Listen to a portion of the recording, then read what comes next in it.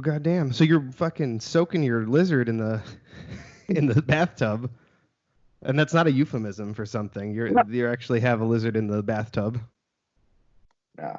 He gets daily baths, helps him digest and get some water, and just chill. Who doesn't like taking a bath during a pandemic? So is that the only one you have left now, or? I have another one. It's a Euromastis. I've actually had him for a long time. He was kind of given from a cousin, but like I don't know how his previous owner handled him. He doesn't like being held at all.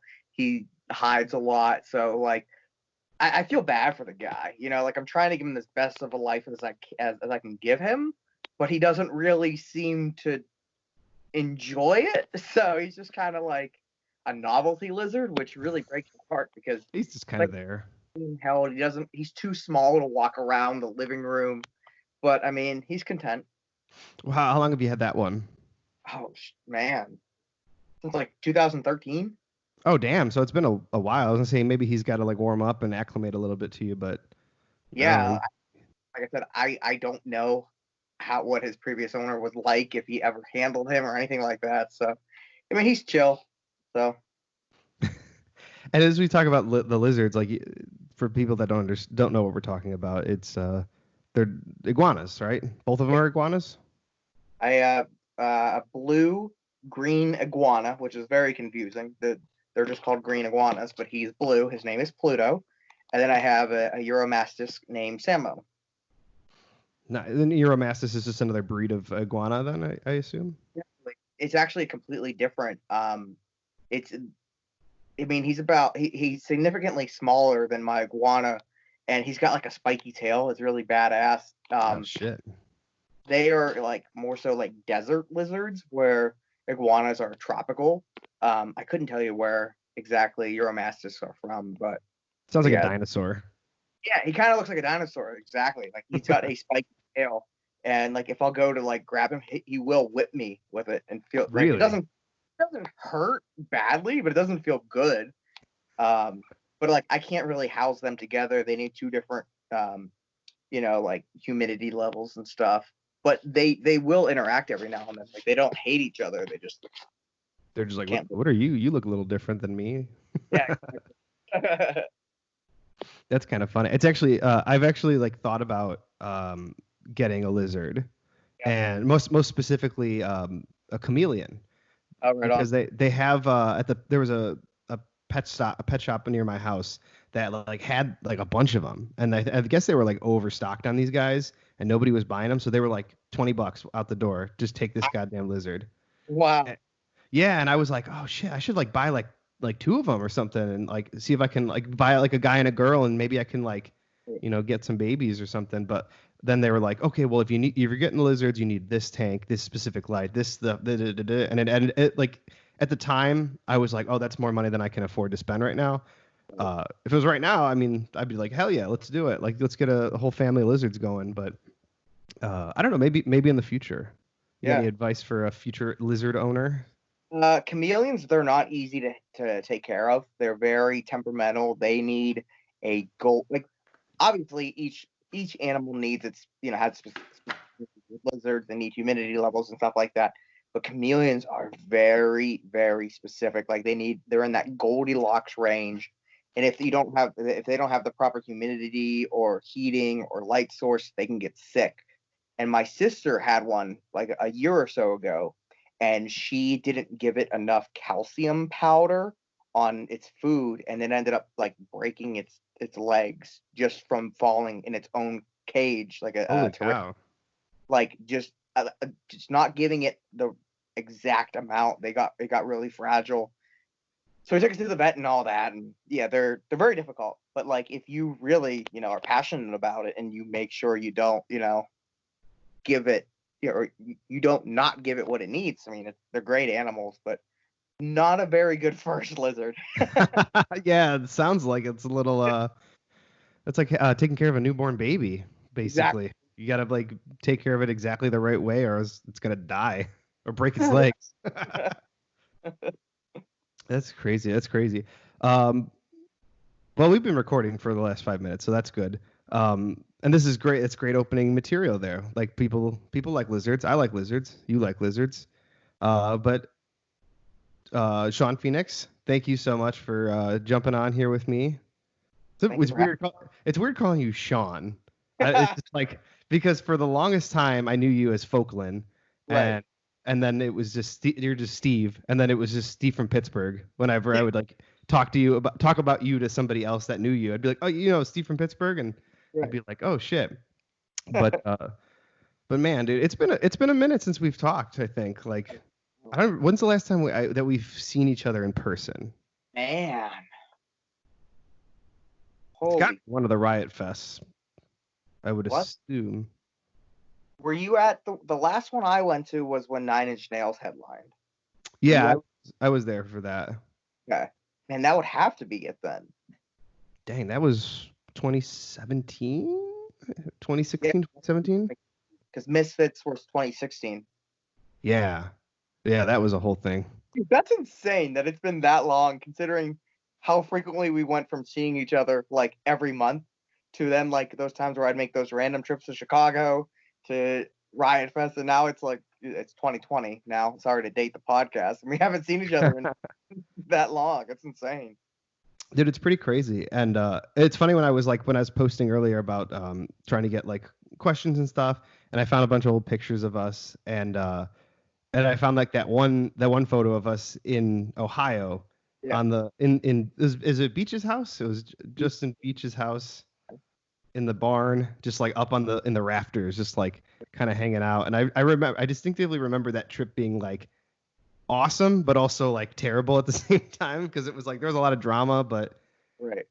And then it was like the wind chill was like below freezing, and we were still outside wrestling. For some reason, I think about that now, and it's like I love wrestling. You love wrestling, but like I was like I could not fathom loving it that much anymore. Like to where I'm like, let's go wrestle outside in January. Like that's a good idea. Yeah, that was. But like, I mean, I was talking to Jimmy Nuts about it. Like we did some crazy stuff in hindsight, and it's weird to call ours like when we were kids, you know, because I still feel like, you know, I'm still that mentality I feel like a that kid. like, what's that? I said I still feel like a kid. Exactly, right? But like obviously that was 10 years ago, if you can believe that. And like that was just normal to us. Like, yeah, let's just drive to Ohio and freeze to death to wrestle.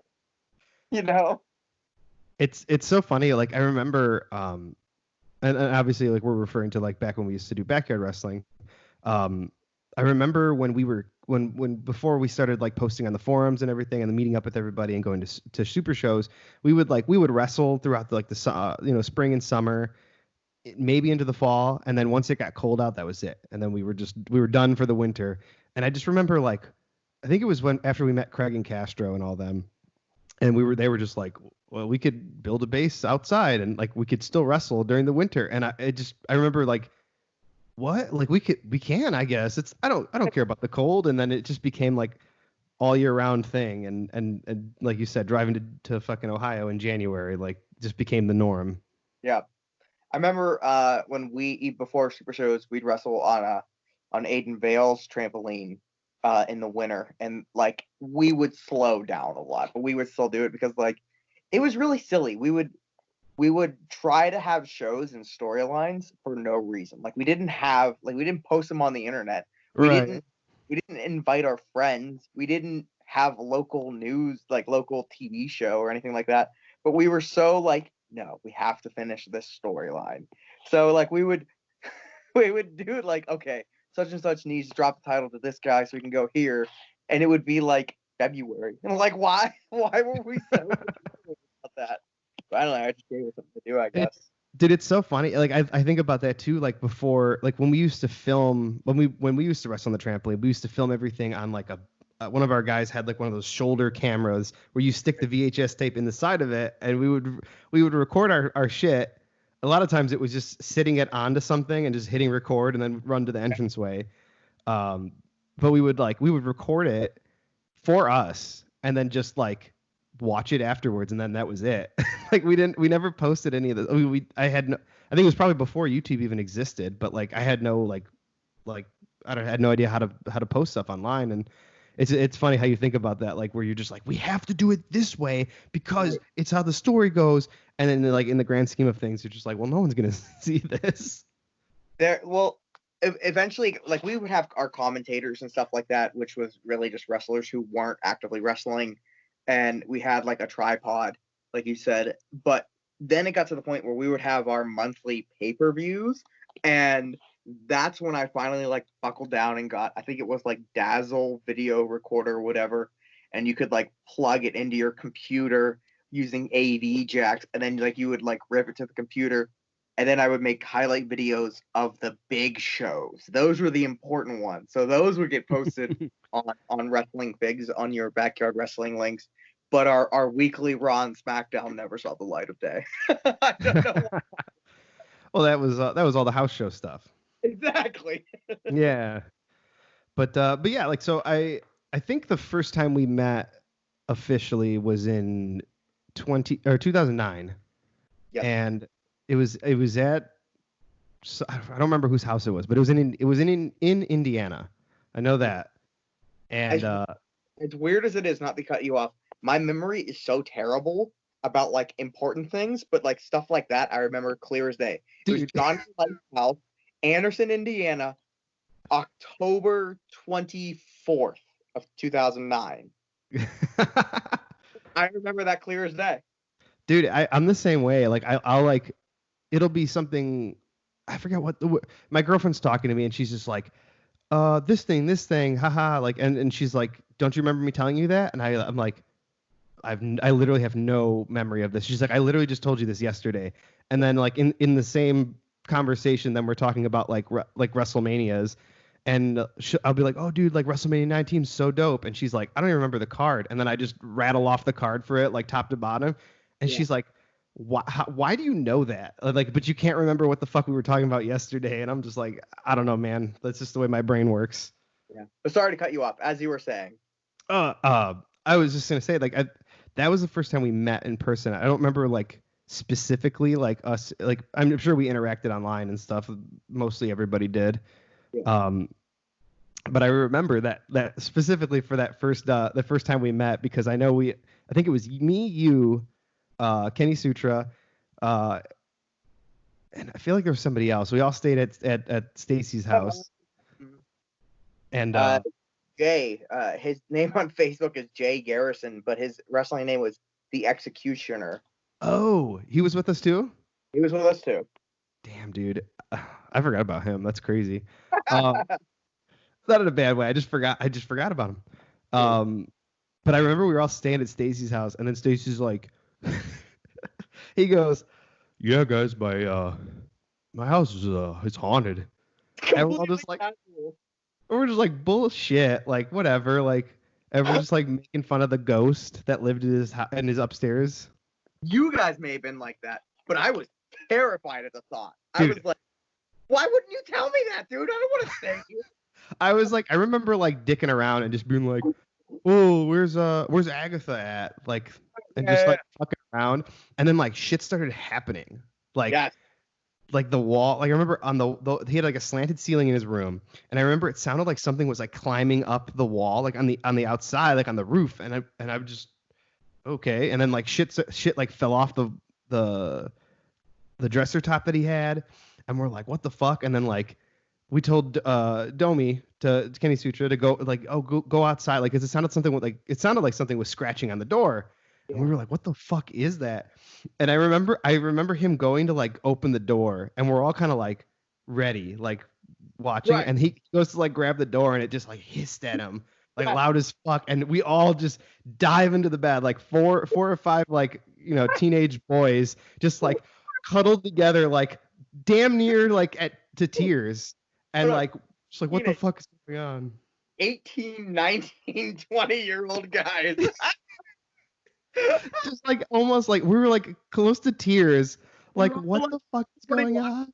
Like, snuggling. Like, oh, this is the scariest thing in the world.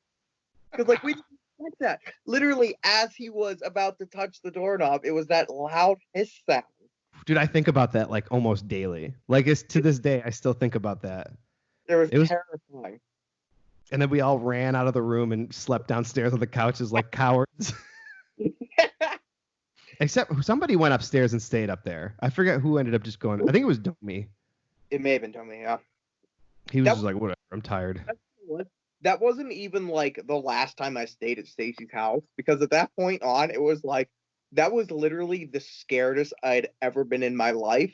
And it was like nothing is gonna top that. Like I survived that. And then like from that point on, I got kind of like fascinated by the paranormal. And I was like, as scary as that was, like I survived. Like what's it gonna like nothing's gonna hurt you. And then like I ended up like witnessing other stuff at his house too. I remember one time I was there and his sisters had, their room was right across from his room. Stacy's the guy, by the way, for the people that Yeah. don't. And like they had a friend over who was freaking out at the thought of the house being haunted. And it was me, Snow, and Katonic. We walked upstairs into Stacy's room, and the friend of the sister is in the room freaking out. And I happened to turn around and saw that their bedroom door swing wide open, like clear as day. And she, on the inside of the room, freaked out. She's like, "Who just opened the door?" And I was like, "Oh my god, that was so cool to witness." But yeah, that was a great time. A great first way to meet one another. I feel like after that we had this like shared bond of just like terror. Just like the thought of almost dying was enough to bring us together. Absolutely. And like we would have been great friends even if we didn't go through that. But that was a moment. That was a moment that felt like it lasted 15 years, but it was probably only like an hour long. Because then I remember like the door was like it was like it sounded like someone was trying to get in. Like the door was closed and like it was shaking. Yeah, that was fun. Ugh, dude. And it's so funny because I tell that story. I've told this story so many times to different people. Like just when people start talking about, oh, do you ever have like ghost stories and stuff? And I always tell that story, and people are just like, what the fuck? Like that doesn't sound real. I was like, but it happened. There's 4 or 5 other people that can corroborate that story. Uh, dude, do you remember? Um, do you remember when I think it was the first time? It might have been the first or second time I came to Pittsburgh that you took us to this like. That was the first time you guys That was came. the first time that like cemetery off that road. Tell the story about that, like the story of that cemetery specifically, if you Dude, remember. I don't remember the lore about that other than I think it was the lore was that there was an orphanage nearby that burned down and the orphans died in a fire, which okay, so the story that whole time we took you guys to that was a huge rib, and I didn't know it until it happened.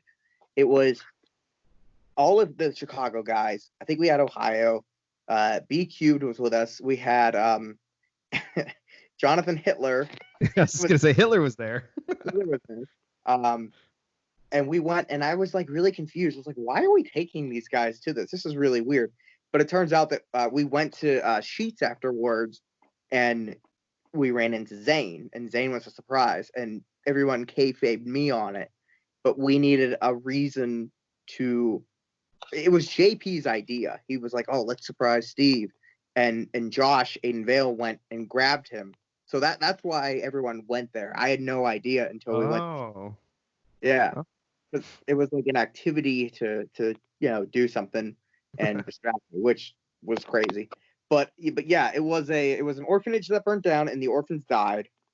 But the road, it was in the woods and there was a ton of turns and you had to like walk down a slanted hill and then you saw the cemetery. And the also the story is no matter where you park your car, you'll go back and you'll see fingerprints all over your windshield and your windows and stuff like that. So up to that point, we had finally decided randomly, like, hey, let's go check this out, and we experienced that. I want to say Jimmy Nuts was with us too the first time, and I remember driving and the way that the headlights reflected off like one of the wires at a certain turn, like it illuminated it, but you can only like obviously you're looking at the road. Yeah. And then you see this flash of light, dude, it scared the hell out of us. Jimmy Nuts was like, that was a goddamn ghost. Oh my god. And like we were Just losing his shit. he's like, did you see that? and then we debunked it. It was the lights, but yeah. And then the story is you can smell like sulfur in that cemetery. I don't know if I ever confirmed that or not, but I haven't gone ghost hunting in a long time. I should probably do that again. Dude, I always talk about that. Like, so I remember like that. So that specific place, I remember we went down there, and I remember JP just doing backflips off of tombstones. But he's just like, oh, just flipping and stuff. He's like, where are the ghosts at? Just like trying to like basically taunt the spirits into appearing. But like I remember like in the back wall, I guess wall up against like where the forest line is, there was like a bunch of these smaller tombstones that were unmarked. And like that's where everybody was like, those are the unmarked graves of the orphans. And I'm like, oh shit, this has got to be real then. And I don't remember, like, I think when we were walking back to the cars, you could kind of smell something. Yeah. And but it just smelled like bonfire. So it could have been somebody having a bonfire. But I remember walking up that service road back up to the main road. It's like gravel rocks and shit. And I think it was like me and you in the back of the group, and we're walking up, and like behind us we just hear like like somebody was running up the gravel by us. And I just kind of remember like kind of turning to look and just being like, fuck it. And I just ran. And we both run, and then like everybody just started running because they didn't know where the fuck we were running from. Oh man. Dude, that was some good time. I hate going to like haunted houses like during Halloween season. I'll go like with people because it's like it's fun, but I don't like that like anxiety of like, okay, I'm waiting for somebody to jump out. I'm waiting for someone to jump out, and then it happens. You're just like, oh shit, and then like, it's funny. Yeah. But it's like it's a different kind of like fear, right? As opposed to like going somewhere that's like, oh, this is a haunted location. Yeah. And like you don't know if something's gonna happen or if you're gonna see something or nothing's gonna happen at all, and it's kind of just like the novelty of not knowing, I guess. Also, you also run the risk of like real people. Like, oh, is there gonna be a crazy homeless guy with a knife? That like that's an adrenaline rush. Yeah, that's more my speed, I guess. I like I said, like I haven't been ghost hunting in a long time. I know like we've been talking about doing it for forever, especially in Chicago. There's so many like different historical landmarks that have like history with like spiritual activity and all this stuff. And I don't know, I guess once quarantine's over, maybe they'll start doing some ghost hunting. Yeah, go find some COVID ghosts. I remember Jay was like, oh, the ghosts are scary because the kids don't have parents. And I was like, why is it always orphans? It's always orphans. Dude, like, or children in general are kind of creepy. Yeah. Let alone like a kid that like doesn't have a kid that doesn't have a parent, that like maybe this kid hasn't learned like social cues or whatever. That makes them even more creepier, I guess. Kind of like they're just like these weird little like small adults. Yeah. Fair. And then we wrestled Saturday and Sunday after this ghost adventure. Oh yeah. Damn, nothing stopped us. Freaking Trey had a stroke at a baseball game, and I think he wrestle like the next day.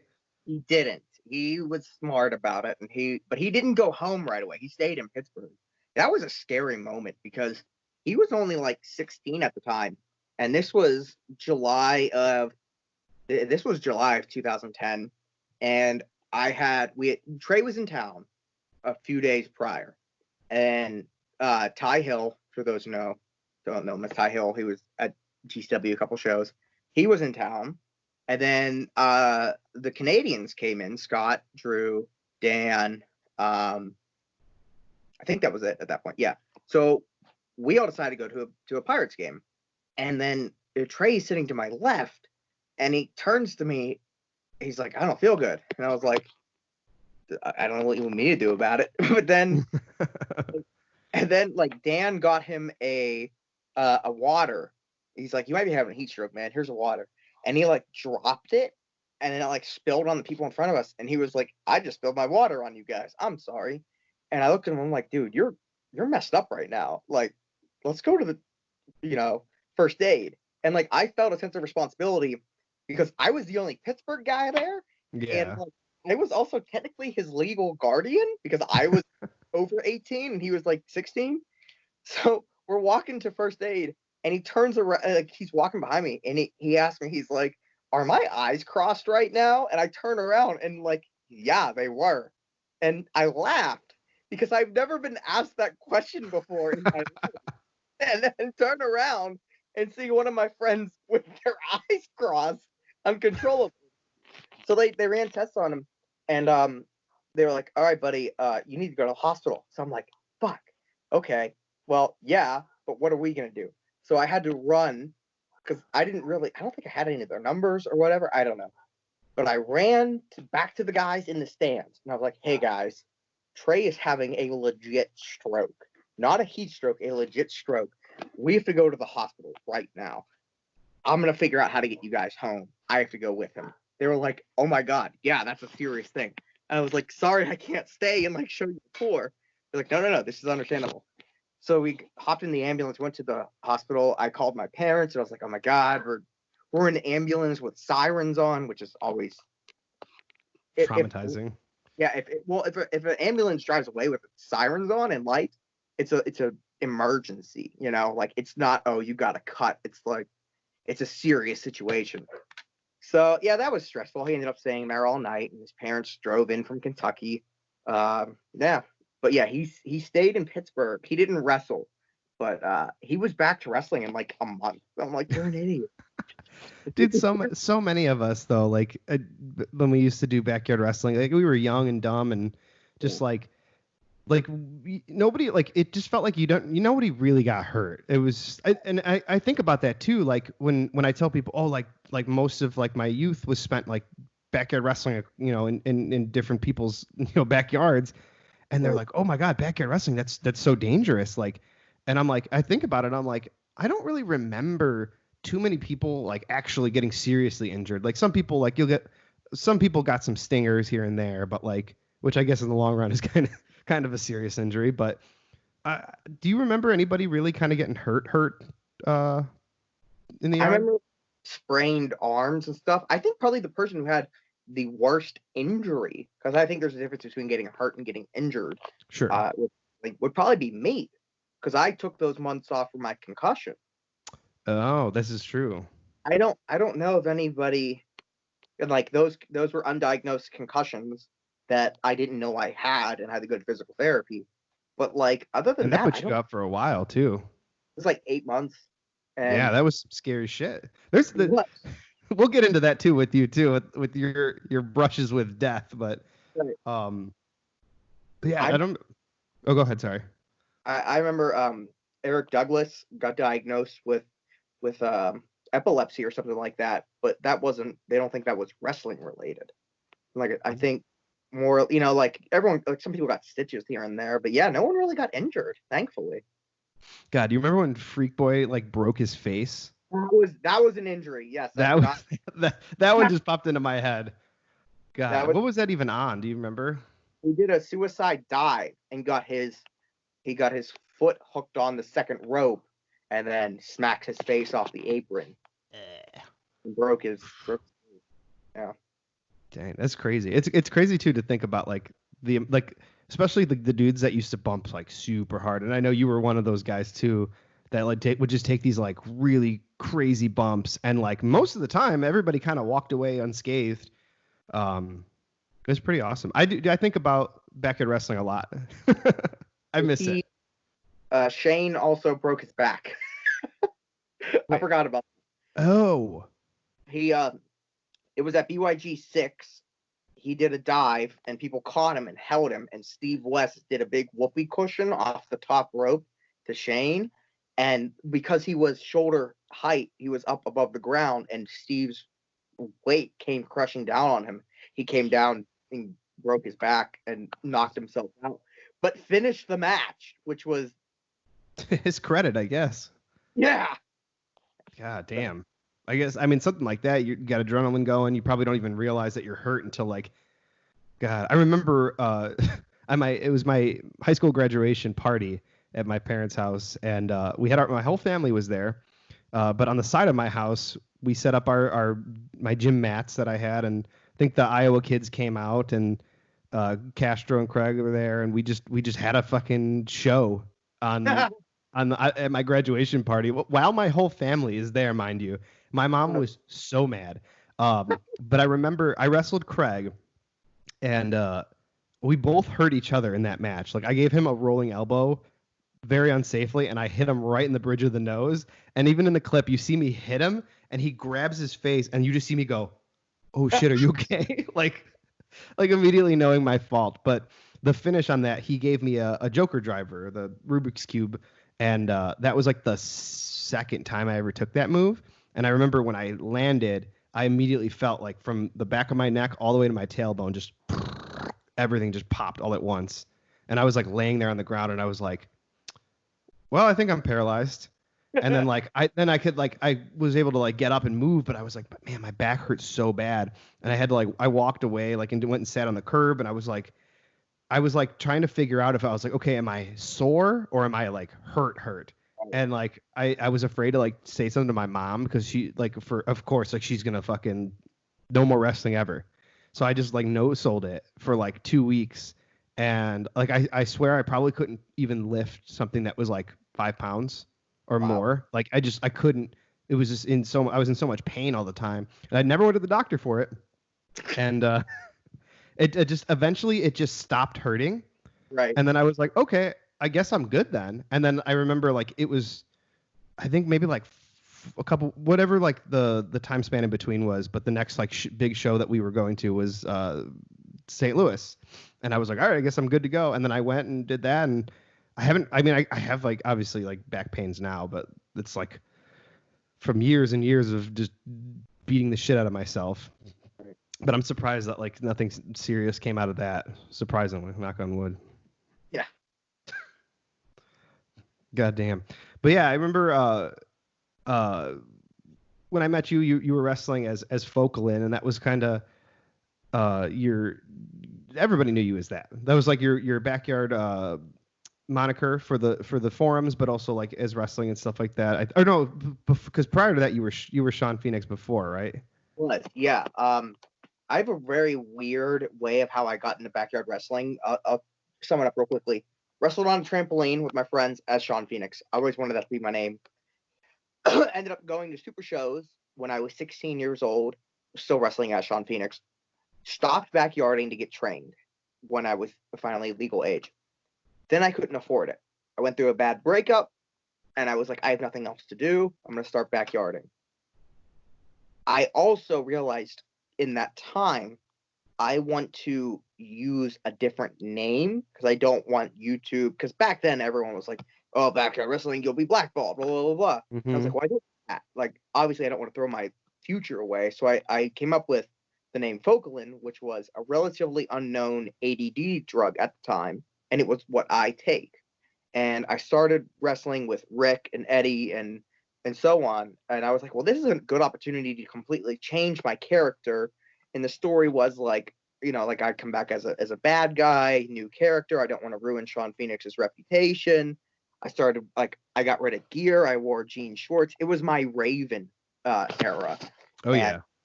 So I was like, well, if I can reestablish myself, which sounds so weird to think about, if I can get these people who know me from back when I was wrestling in 2007 as Shawn Phoenix to know me as Focalin, then that's cool. Then that's pretty badass that I can reinvent myself. And when I was yarding, my whole idea was everything I did backyarding was to prepare myself for pro. Mm-hmm. Even when I was on the trampoline, I was doing Falcon Arrow suplexes and combination moves that I do today. And then in the yard is where I taught myself how to breathe fire. I'm like, if this can get over with my friends, I can get over with a crowd of people that I don't really know. So yeah, that's how Folkland came to be. I kind of wanted to not be Shawn Phoenix anymore. Yeah, and it's funny you say how you're like, I want to be different for these people that are following you, and that's the thing that a lot of people don't understand, is that even now, maybe not so much now, I'm not sure, but when at least when we were doing it, like there was an audience for backyard wrestling. Like there was like obviously the people on the forums, but there was like a good number of people that posted on there that didn't even wrestle. They were just like into backyard wrestling, and they were into like certain guys. So like we like it's weird to say and kind of funny to say, but like we had like people that were like fans of us, or like people that were like that regarded, you know, you or other people as like as being like the guys in backyard wrestling to like to just to strive to be or strive to wrestle. And I think that's kind of awesome, and it kind of helps you like in a way prepare for like when everybody kind of inevitably takes that step into professional wrestling.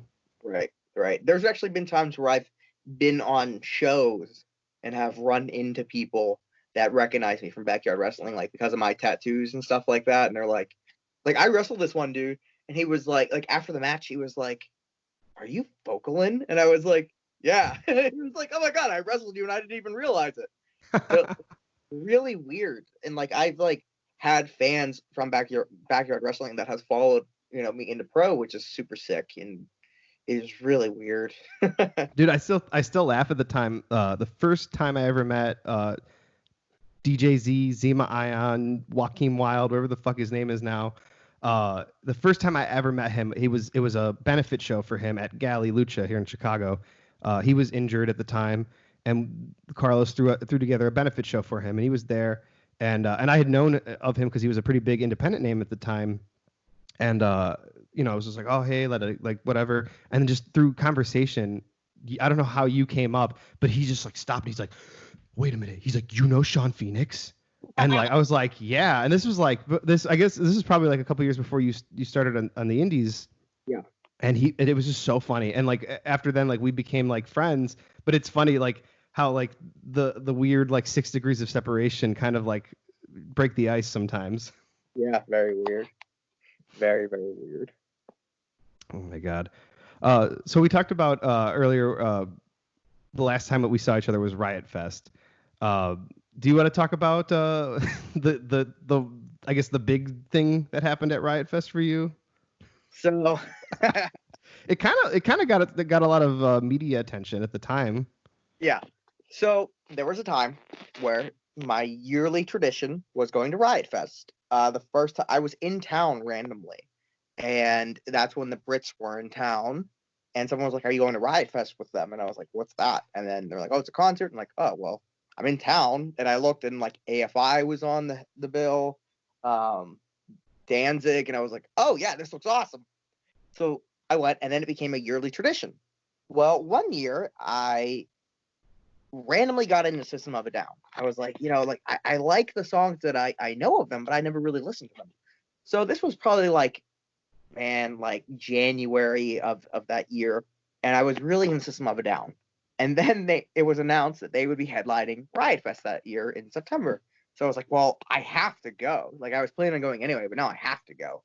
And I'm a little guy, to you guys that don't know, so I always try to get front row, and it's a more intimate experience. It's just you and the band, occasional crowd surfers. And like it's good to lean on the guardrail. It's just nice on the back. Yeah, definitely. I always try to get front row. And you and I, the first time when we went to Riot Fest, we ended up getting front row to Danzig, and like that was really sick. I love being front row. However, this time I did not make it to front row for System of a Down, and I was in the center of the pit. Not a huge deal, but it's not ideal. I want to say Billy Idol was playing on the stage next to us. Yes. And they were split, and the people in the pit, we were shoulder to shoulder. Like we couldn't move at all. And I remember specifically being packed in so tightly that I picked my legs up off the ground and I was still moving with the crowd because that's how tight we were. And that's I was scary. Like, yeah, well, at the time I was like, ha, this is fun. I've experienced that before.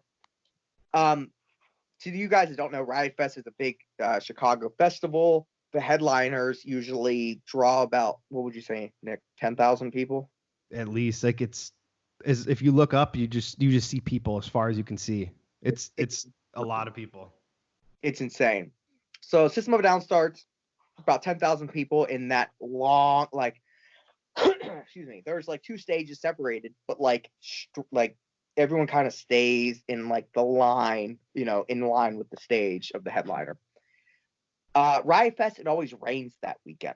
It's very weird. It always happens. Unfortunately. It's always muddy. Well, during the first or second song, everyone's falling over. And the people that were pushing from the back were pushing forward. Well, the people in front would get mad and they would push back. So I remember turning around and seeing this big open area where people were walling off because people were falling over. And they were like, no, we can't have people push, And I was like, okay, well, that's cool. Just because of the craziness, I ended up finding my way back there and ended up falling down. And my parents are paramedics, to you guys that don't know. And I was always taught, if you ever fall down in a situation like that, whether it be a concert, a max capacity thing, a fire, if you can stay on your side, it will save your life. Because if you're on your chest or you're trapped on your back, your chest can't expand and breathe. So I was thinking that. And one of the first things I was always taught as a kid during an emergency is don't panic. So I fall down. I'm not panicking. And I'm thinking, okay, well, I'm going to get back up. No big deal. I got back up. I fell down again. And then I ended up getting trapped. People were on my legs. People were on my arm. But I remembered I need to get on my side. And it was even at the point where I remember telling other people that were trapped, hey, if we don't get picked up, make sure you can breathe. Get to your side so you can breathe. It'll save your life. I remember saying that to a couple of people. Then, that person would get up, and then I would get up and I'd fall back down. And the biggest issue is the people that are 5 rows ahead of you don't know that there's people trapped behind them. So they not at all. They push back. You can't convey that to 5 rows ahead of you or 50 rows behind you. You can't say, hey, stop, there's people trapped. So that was the issue. I remember I was on my side, and then somebody fell into me to the point where it pushed me onto my chest. That's where I started to kind of get a little bit worried. I'm like, oh no. Oh, just a little bit? Yeah. Well, I had to remain calm. Right. I was thinking, the moment I freak out is the moment I use up all my air, because the air was super thick and it was hard to breathe just because of the body heat and everything like that. Mm-hmm. So I would fight to get onto my side and get up. Then I would get, pushed back down again. And it felt like an eternity, but it was probably only like a 5-minute process, like how long is a song? Then eventually someone was on my legs. I couldn't get up. And then someone fell on the back of my head. And that's where I was like, okay, panic set in. Like, I'm not claustrophobic by any means, but that's when the severity of it really, really hit me. That I couldn't get up. This person was on the back of my head, pushing my face down into literal puddles of rainwater and mud.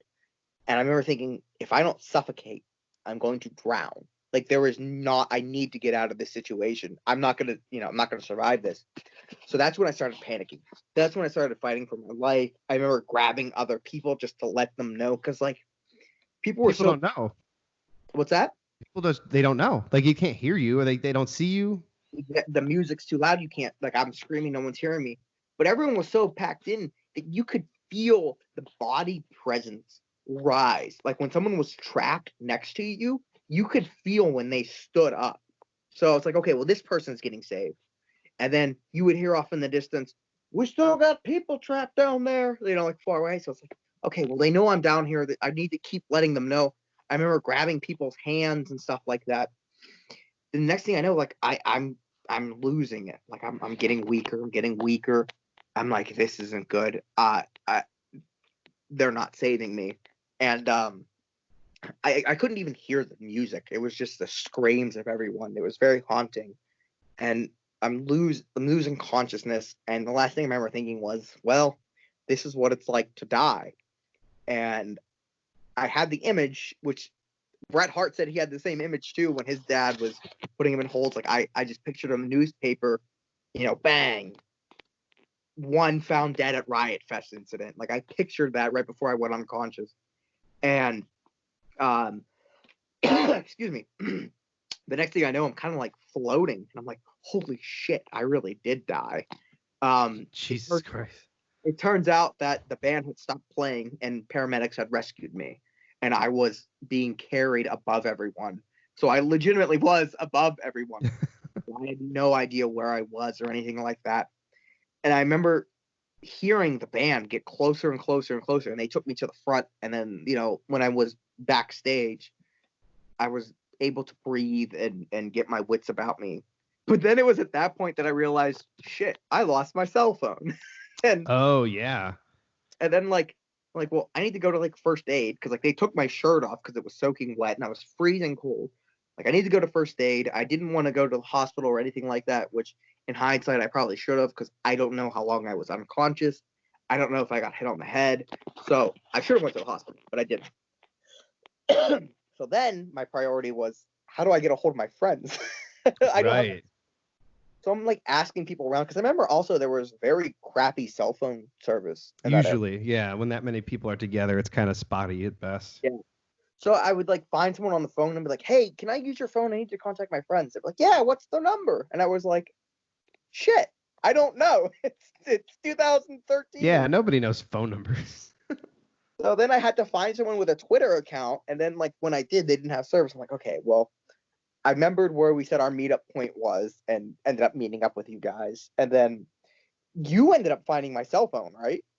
I think so, yeah. Because like we met up at the spot and we're just like, where the fuck is Steve at? Jesus Christ! And then like you just like emerge from the darkness, just like disheveled with a bloody nose, and you're soaking wet and you're muddy, and you just like looked like you like literally like you've seen a ghost. And I'm like, dude, are you okay? Like what the hell? And you explain what happened. We're like, holy shit! Like I give you a hug and I'm like, dude, what the fuck? And then like, I think I ended up just like calling your phone. Just I was like, whatever, we'll see if we can find it. And like somebody, I think security found it in the mud or something, and it was workable. I don't remember if it was damaged or not. No, it wasn't. I remember whenever I was telling you guys, because Matt Cross was also with us, Mm-hmm. and I remember my nose wasn't bleeding at that point. I was just covered in mud, and my face was all red and everything like that. But I remember like telling you guys what happened, and it was like the first time I spoke the words, and I remember getting like really emotional and like, shaky voice, like, "Oh my god, guys, like, you won't believe what happened!" Like, because like I couldn't believe that happened to me. You just processed it all. It was real. Yeah. And as we were walking to the car, like I had relaxed enough that I was laughing at it, and I was like, "Holy shit, that was crazy, guys." And then like my nose started bleeding and I was laughing at it. And Matt Cross was like, it was really funny. When I first saw you, you looked fine, but you were like crying. Now you look significantly worse and you're laughing at it. And I was like, that is weird. God, I think I still have that photo too of you. Just like I just took a picture of you and it was just like I think we were trying to like make it a thing, like hashtag Steve is alive. Right. That was my Tinder picture for the longest time. Really? Hell yeah. That's got to be a good like icebreaker for that. Like, tell me about this picture, and then you're like, well, let me tell you. Everyone I know that has seen that was like, that's actually a really good picture of you. And I was like, I don't see it, but whatever. So then our buddy, it kind of went a little bit crazy. I made a Facebook post about it, and it caught traction. And our friend Nick Hausman was like, hey, are you okay? And I was like, yeah. He's like, you want to do a story on this? I was like, dude, whatever you want to do, man, whatever helps you out. And he was like, all right, well, we need to put a pro wrestling spin on it because this is a pro wrestling website. And I was like, well, I was with Freelance. I was with Matt Nix. I was with Mark Andrews. I am training. So WrestleZone broke the story. And then it spread like wildfire. And like because I was just training at this point. I wasn't even on shows. And it spread to like, I couldn't even tell you, like, I feel like didn't what the heck's that one big music I can't even think now. Alternative Press post? Yeah, I think they posted about it. Literally I tell people, if you Google System of a Down Riot Fest, every article is about me. And that it's true. Like it's insane. It got to the point where like former coworkers were like, oh my god, you're posted here. Or they would post like they would share it on Facebook. They're like, I know this guy. And like, it was insane. So that was my first touch with death and like first time I went viral. Dude, yeah. Let's talk about like the moment. I guess this is probably more people will probably understand this one, or I guess like know what it's about. But please continue. So October 6th, 2018 is the day that will live in infamy. As yours truly was on the top rope, and his opponent, Atticus Cogar, was on the table on the outside. And Rosa Mendez was sitting front row, which I love that aspect of it. Excuse me. My finishing move is the 450 splash. We had talked about maybe just doing a moonsault off the top rope, but I didn't feel comfortable enough doing it because I couldn't see where I was going. So I was like, well, no, 450 is my move. That's what they expect. That's what I'll do. Atticus moved. I overshot the table. And I was able to look and figure out why I overshot the table. But that's another story for another day. I overshot the table, smacked my head off the floor, full force, smacking my head off the gymnasium floor, instantly knocking myself out. I was diagnosed with a fractured temporal lobe, or fractured skull. Yeah, I guess the temporal lobe area. A subdural hematoma, which is a small brain bleed. A concussion, obviously. I suffered a seizure at ringside because of the brain bleed. I broke my cochlea, which is the inner ear. One of the first things I noticed when I came to was I can't hear out of my ear. So I broke that. I was bleeding from my ear because of that. I'm sure there's other injuries that I got that I don't even remember at this point. Yeah. So I came to, I noticed my ear. I couldn't really comprehend what happened. I had never been knocked out before. I've gotten head trauma and stuff like that, but I've never been knocked out and never been knocked loopy. I remember waking up, everyone was around me, and I was like, what's going on? What happened? And they kept saying that I fell, and I wasn't comprehending that. They said, you fell. You hit your head. You hit your head on the guardrail, which isn't true, but just no one had the ability to rewatch it. They just said, okay. Right. And I couldn't comprehend it. It wasn't until I threw up straight blood that I realized I'm really hurt. I thought I hurt my, something in my stomach. I was like, okay, well, I'm really hurt. This is real. I can't comprehend it. Then I'm getting surrounded by people that were asking me questions and stuff like that. The paramedics showed up. My dad's a paramedic. He was there. He was asking me things. He was taking care of me. And I remember telling him, like, I can't hear. He's like, don't worry about that. There's other things going on. They got me on a stretcher, and that's when I was like, it hit me again. I'm like, wow, I'm really, really hurt. I'm getting stretchered away. Thank God this was after the match, Yeah. This was post-match chaos, so it was good. It didn't ruin the match. I remember thinking on the stretcher, okay, I'm hurt. I'm really hurt. They're stretching me away. Do I do the thumbs up that every athlete But then I remember thinking to myself, no, that's really lame, and you're cooler than that. So I did the rock on sign. I'm like, yeah, that's more my character. So I did that, which is good because the crowd got super quiet that whole time. This whole process was probably about 5 to 10 minutes from the time I showed up. It was so super quiet.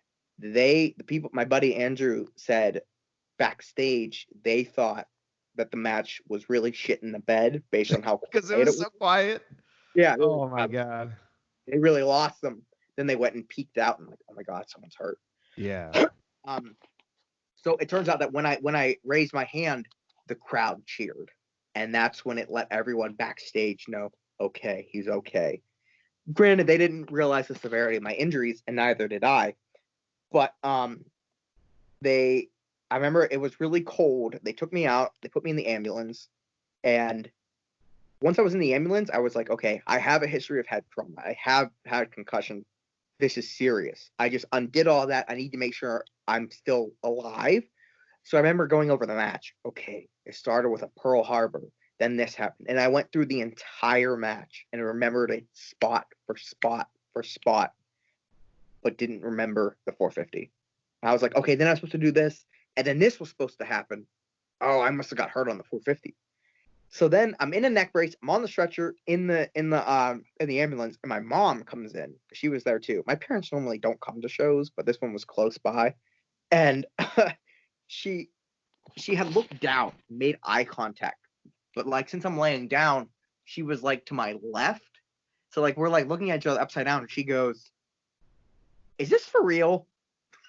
and It's funny that you say that too, because I remember when I saw that this happened, and I texted you, and I think I said something like, I don't know if this is real or not, or something along those lines, where I was like, because I know you and I know how much you like to not to work everybody, but you like to make everything you do as believable as possible, even to the point of like ribbing people when it's like, oh shit, is he really hurt or not? Like I kind of was like, is he okay or not? I don't know. But then it was like, oh shit, he's like seriously hurt. For example, for those of you guys that don't know, Nick gave me the opportunity to participate in a gimmick battle royal for one of the freelance shows, and I dressed up as Andy Kaufman and got eliminated, and then immediately went backstage and wore a neck brace for the whole show because Andy Kaufman is my favorite wrestler, and I did that to myself, just for the, if anybody knew how, Andy Kaufman, like that's something Andy would do, that's kind of how I am. Just for the LOL. But I said to my mom, let me rephrase that. I thought I said to my mom, yes, this is for real. Because that was my thinking. What I said to her was, I have no idea what's going on. Which kind of answers her question for her. Exactly. Okay, so I don't want to pull the curtain back too much, but sure, it was intended for me to be written off from the show. I couldn't make a couple shows. So I told my mom, hey, this is probably going to get pretty violent at some point. I just want to let you know I'm okay. And after every match, I would text my mom to say, hey, I'm okay, no injuries, or hey, sprained finger, whatever. So she had every right to believe that this was part of the show because I had told her, my character is getting killed. It wasn't, she actually left. Like she told me she was so uncomfortable with how much we were playing on people's emotions that she left the building. She's like, this isn't right. This isn't right. This isn't, you guys are really going too far. And I've watched the hard cam and I can see her leave the venue. I'm like, wow, she really left. And she told me it wasn't until she heard the ambulance that she came back in and was like, maybe this is. But once again, how far would I go? Yeah, that's what I mean. I was like, damn. I think I texted you. I was like, hey Steve, stop trying to be like CM Punk, because I think he cracked his skull too at some point. Yeah. So they put me in the ambulance. She talked to the medics and confirmed, like, yeah, this is real. This is real. And they took me away with sirens on. Call back to what happened with Trey. And I was like, wow, I'm really screwed up. Because I just thought I hit my head. I remember I had the worst headache in my life and was a little confused. But, like, I was okay. I was alive. I'm like, wow, sirens on. This is crazy. And then the drive in the ambulance itself was kind of short and it got really cold. And I was like, I can't be at a hospital already because this was at IWC and I grew up at this company. I know the area like the back of my hand. There's no hospitals nearby. I'm like, we can't be at the hospital already, even with the lights and sirens on. They took me out of the ambulance and they loaded me into a helicopter. And I was like, oh shit. This is a matter of life and death. So I'm in the helicopter, and all the while I keep kind of fading in and out, and they're yelling at me. They're like, no, stay with us, stay with us. And I was kind of left alone in the helicopter for a second, and I remember thinking, like, thank God I can rest my eyes. But then they woke me up. They lifted off, and I remember hearing the helicopter. They were asking me questions, but I don't remember too much about the ride. I remember that itself was very short, but I figured, okay. I was probably in and out of consciousness, and helicopters are pretty fast. They took me to the hospital, immediately gave me a CT scan and everything like that. And I remember I was really sensitive to the white light, the lights in the hospital. All the walls are white and everything like that. And I dozed off. The doctor came in and told me the diagnosis. And I remember thinking, shit, I have a booking tomorrow. How am I going to work this into the storyline? Got it. They're like, you're going to stay here for a couple days. And I went, crap. I love that mentality too, though, of just like, okay, how do I make my booking? Like, even though you're dying in the hospital, but you're still like, how do I make my booking? Right.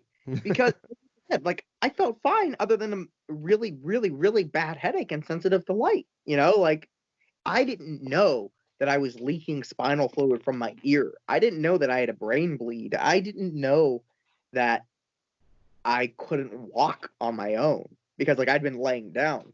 Yeah. So fast forward, my sister took my phone, and I'm really glad she did because obviously it kind of went a little bit crazy on Facebook praying for Shawn Phoenix, blah, blah, blah, blah. She took my phone and was replying to everyone's texts and messages and stuff like that, which I'm very glad she did. Dang, then I probably talked to your sister. Probably, yeah. Then I woke up the next day, and I'm like, well, crap, I don't have a phone. I'm really bored. And I was like mad she did it, but then she brought it back, and then I saw like all the positivity, and that excuse me, that really humbled me. It was like, wow, all these people care about me. Like every now and then we kind of go through the real, like, do I matter to anyone type of mindset. I'm like, wow, all these people care. And that really motivated me to be as positive as I could be because I felt like everyone was counting on me. It was really weird. But I never got like upset or anything about that because I was like, I can't let these people down. So while I was in the hospital, it was confirmed that I was leaking spinal fluid from my ear. That needed to stop. If that didn't stop, I would have needed emergency brain surgery right there. So what they did was they gave me 8 shots in my spine of an epidural to like numb my spine. And they gave me a catheter in my spinal column, which even with all of the shots, it was the most pain I experienced in the hospital. I can't imagine that feeling very good at all. They had to close the door. They had to remove all my visitors because they're like, this is going to be painful and very disturbing. And I tried so hard not to sell it. But every inch they shoved it, I was groaning and screaming. It felt like they were putting like a minivan in my spine. Like the pain that this thing had. It was terrible.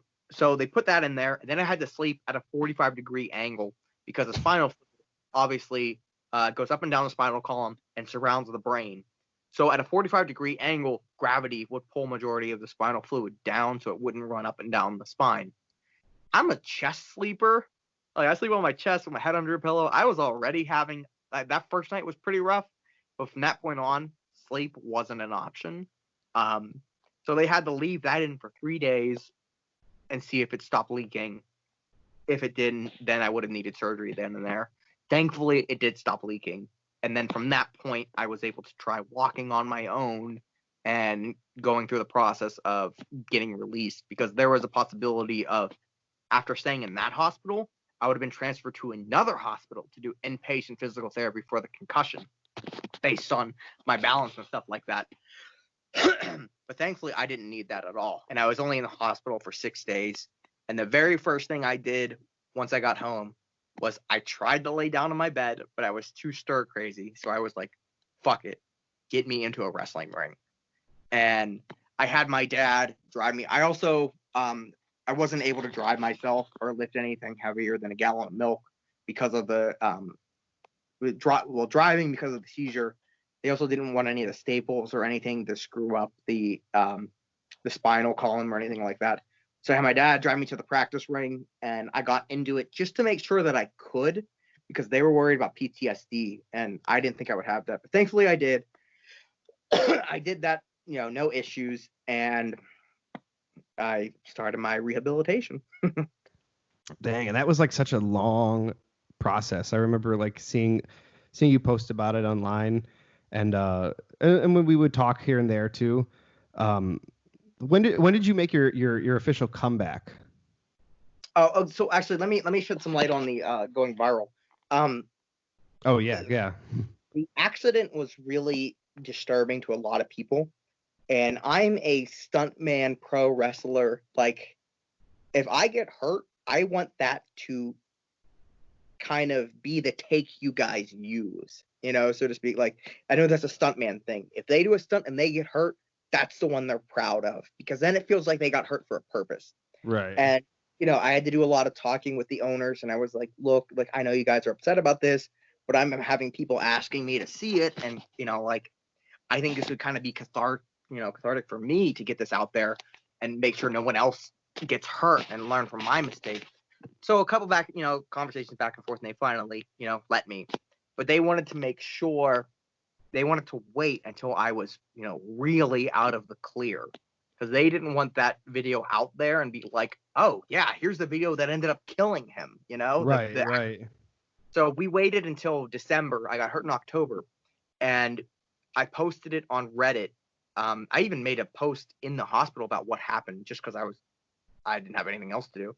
Mm-hmm. So I posted it, and then a couple GIF retweeters posted it, and it spread like wildfire. And I didn't really expect that, but in hindsight, I think it went viral because of the fact that I got so hurt.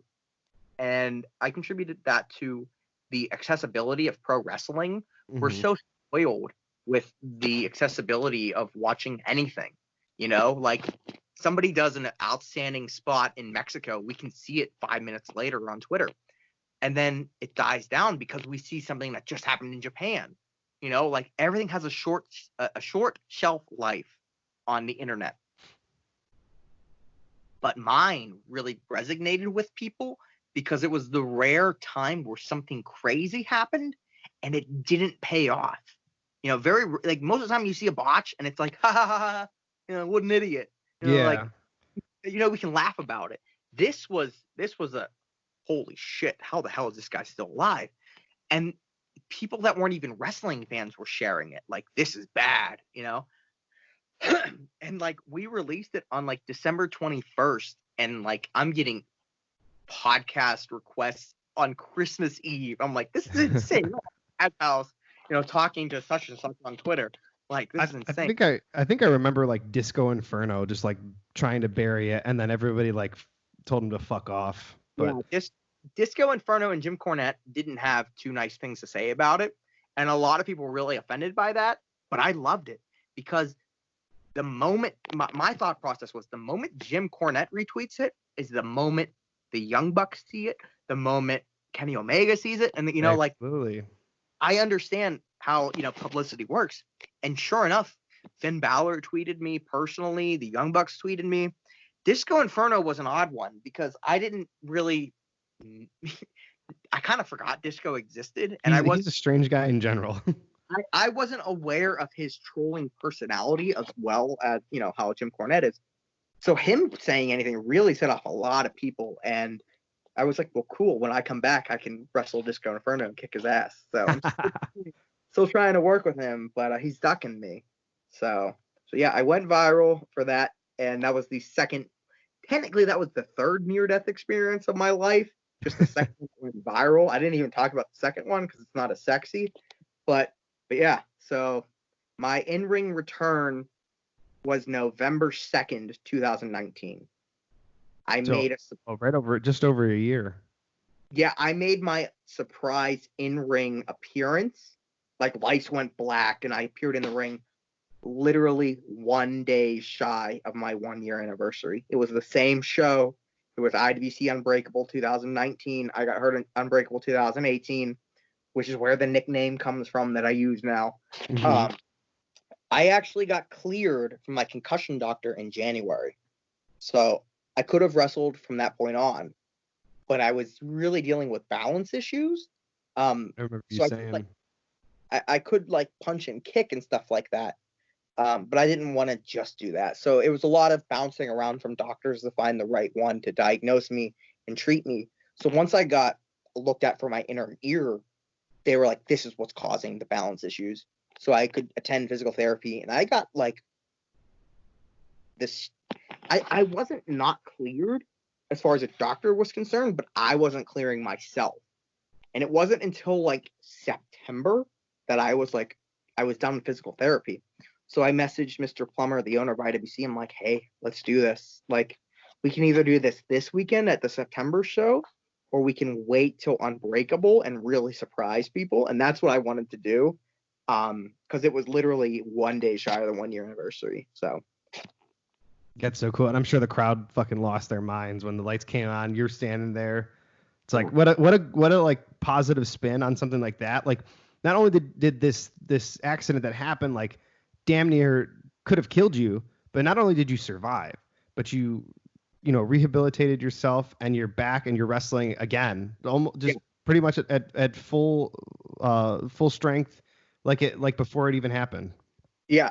I was really, a lot of people probably would have done it differently, but I really wanted to make my in-ring surprise and return in the same building I got hurt at the same company I got hurt for, where like I could have gone to Mexico or something like that because I was on the news in Mexico. I could have literally contacted any company and been like, hey, remember me? Like, I feel like I could have.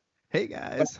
But, yeah, like I'm alive. Book me. I really wanted to do it at that company because that crowd saw the accident and they saw the struggle and the process, the return, and everything like that. So it really meant a lot to me to do it like that. And the match was me and Atticus, the person who took credit for hurting me.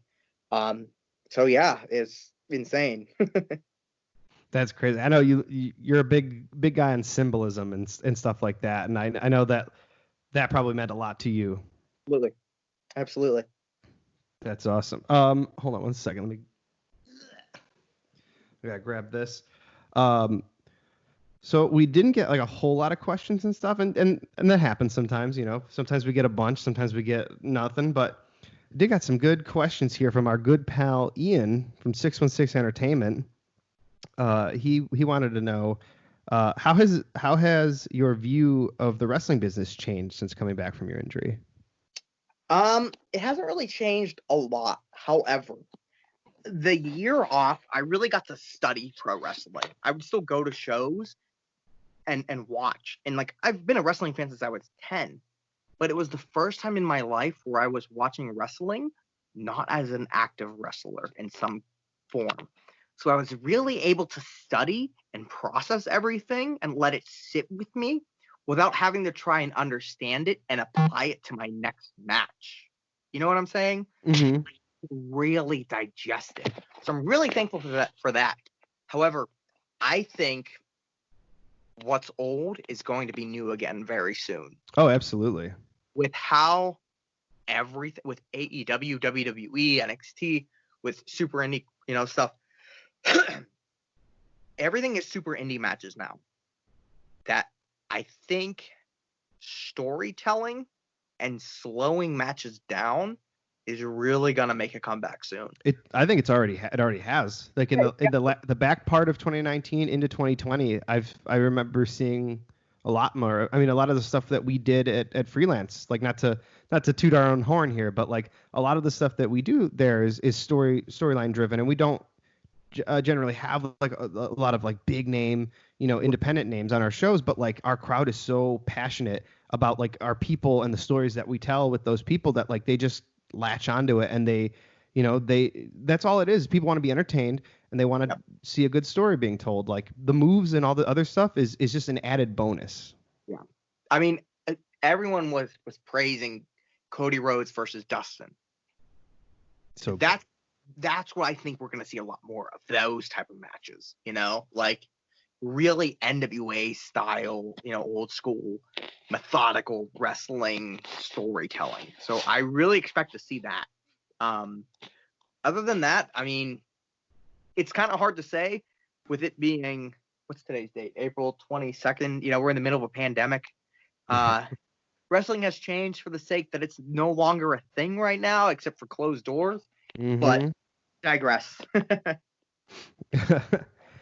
it's funny that you bring up like the old methodical style of wrestling, because Ian's other question is, do you ever wish that you were born earlier so that you could have come up in a different era of the indies? That's a great question. Yes and no. There's times where I think to myself, man, it would be great to be breaking in with NWA TNA, still a thing, and the X Division guys like Petey Williams and Chris Sabin and Alex Shelley, like that would be great. But I don't really regret it or have any other wishes, because like now is the best time to be a pro wrestler with the accessibility of everything, and you can make a name for yourself with the internet without really having a trademark move set, so to speak. Definitely. I saw somebody made a post on Twitter, and I don't want this to sound like I'm burying anybody. No. I'm doing the complete opposite. I'm putting them over. The most popular wrestlers are people like Warhorse, Danhausen, Effie, stuff like that. I couldn't name you 6 of their trademark moves. Oh, absolutely. On my episode prior to this one, when I talked to Trip Cassidy, we literally talked about Warhorse, Danhausen, Effie, Dan the Dad, all these guys that like they just like they figured out a character that they can do that the crowd is just like they're just like, yeah, that's entertaining. I like that. And they don't have to do crazy moves or anything that take crazy bumps. I know Effie loves to take those crazy bumps, but we love them anyway. That's the thing, that they don't have a memorable, move set or anything like that, or they don't take those risks. But the fact is, majority of people know them based on their internet personas. And weirdly enough, when I was hurt, a lot of people were asking me for advice, and I was like, you don't want to ask me for advice. Like, I'm the guy that's known for getting hurt. But the advice I give people is, if you can be imitated or parodied, you're doing something right. Absolutely. Everybody can imitate Stone Cold Steve Austin. Everybody can imitate Macho Man Randy Savage, Hulk Hogan, The Rock, etc., etc. Nobody can really imitate Chad Gable. True. Nobody can really imitate Shelton Benjamin, which, once again, not downplaying them, they're incredible athletes. However, the common fan wants that character. Yeah, you look at like throughout history, how many like iconic characters. I mean, you rattled off a bunch of them already. That's staying power. That's becoming iconic. That's transcending the business almost. You become like this iconic piece of like pop culture almost. It's something that everybody strives for, and not many people actually get. And I think those people, Warhorse, your Effies, your Danhausen, your Dan that they are those characters that absolutely they are able to be imitated. They're able to be parodied. That's what, like, it takes a lot to find that voice, so to speak, that character, that persona. I still haven't found it. So when you do, like, that's great, latch onto that. And then, when you're a phenomenal wrestler, it's even 10 times better. So I don't even remember the question. You pretty much answered it. He was basically saying if you could have grown up in a different era, and you said the early 2000s. I probably would have said the same thing, because you look at all those guys. You look at the CM Punks, the Colt Cabanas, Jimmy Jacobs, Roderick Strong, Austin Aries. The list goes on and on. Anybody that came up in that era that like wrestled in Mid-South or Ring of Honor and stuff like that, where are they now? Right. Damn near all of them are signed to either WWE or AEW or or fought in the UFC. Right. To pull it back a little bit more personally, if I would have broken my skull as an indie wrestler in 2003, I wouldn't have gone viral because Twitter didn't exist. Yeah, that is actually true too. So I think so that's essentially what I was referring to, is the accessibility of people breaking out and becoming names for themselves transcends the actual in-ring product based on the internet. So. Okay, well, I have one last question for you, and it comes from my good pal Scrump, co-host of the PWT Cast. He wants to know, what do you think happened to Atlantis? Oh, that's a good question. I remember seeing it in the movies whenever I was a kid. It was a cartoon. Great, by the way. That's a great question. I actually read something about that they think they found like what could have been Atlantis, but I don't really know too much about it to speculate. I think if Atlantis was a real place, it probably had something to do with the first wave of climate change, and there probably was flooding, and we're kind of experiencing that right now. So that's entirely entirely possible. It's not an exciting answer, but Yeah, in about 100 years, Florida is going to become the next Atlantis. It'll disappear under the ocean. Exactly. That's a shame. But yeah, I think it's entirely possible. That's a great question. I was hoping that he would ask me what my favorite rock types were, because I definitely would say geode. There isn't really a joke there. I was just hoping for that. That's great. Well, Steve or Shawn Phoenix, Steve Falkland. God, I want to play Falkland's wrongdoings at the end of this podcast. I won't. But if you want to look that up, you can. Thank you so much for doing this. This was fun to sit down and chat with you across the country via Skype. Like, this is crazy. Like, technology like this allows us to kind of just like talk. Like, it literally at a certain point during this conversation, I actually kind of forgot that we were on computers. And like I just kind of figured you were here in the room, you know, like not actually, but like a little bit. The separation didn't exist. I mean, you know, for that. Yeah, we're right here. Before we get out of here, do you got anything you want to plug? I'm gonna have like your social media tags popping up on the screen during the broadcast, but I'll plug it in the description. But go ahead, plug anything you want. The floor is yours, my friend. I really have to plug is, you know, my social media, like you said, you're going to be plugging, which is Shawn Phoenix. I talk to everyone. I feel like as a fan, when wrestlers would talk to me, I thought it was the coolest thing in the world. So I try to repay that favor. If you want to chat about anything, let me know. Preferably, don't talk to me about wrestling, because I love talking about things other than wrestling, like Star Wars and Pokemon Go and Nine Inch Nails. I could talk to you all day about that. But if you were to ask me about the match that just happened on NXT with such and such, I wouldn't know. But yeah, I mean, I don't really have too much to plug. There isn't much going on, which is, you know, which is a shame. Everyone stay safe, wash your hands, cough into your elbow. You know, we'll get through this together. Wash your hands, wash your ass. Yeah. Well, thank you so much. Thanks for doing this, man. Thanks for having me, man. Tell your family I said hi. I will. Thank you.